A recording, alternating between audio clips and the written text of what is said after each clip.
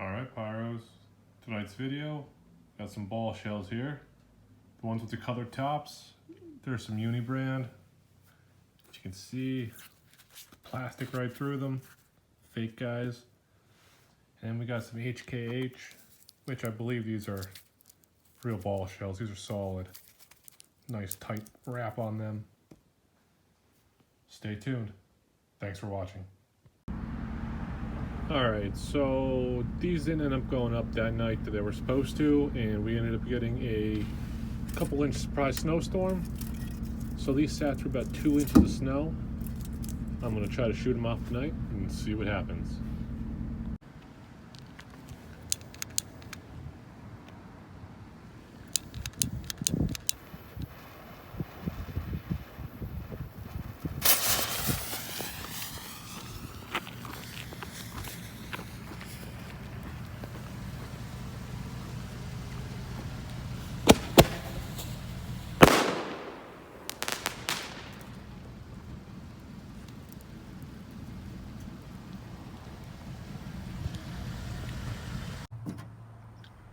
Okay, well, after shooting wet ball shells that went through a snowstorm and a rainstorm, we had 2 fire and 1 break.